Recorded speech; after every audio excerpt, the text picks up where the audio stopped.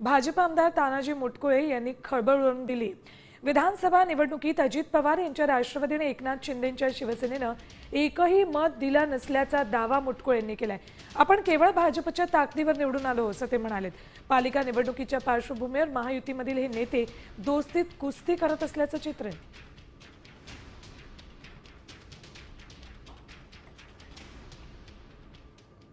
आमची युती शिवसेनेत लिखित युती होती, पण अलिखित युती आमची नव्हती। शिवसेनेवाल्यांनी एकही मत मला विधानसभेत दिले नाही। अजित पवारांच्या लोकांनी एकही मत मला दिले नाही, मी जाहीर सांगतो।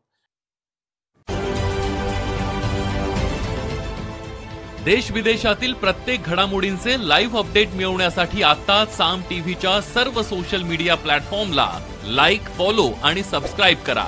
तसंच सर्व नोटिफिकेशनसाठी बेल आयकॉन प्रेस करायला विसरू नका।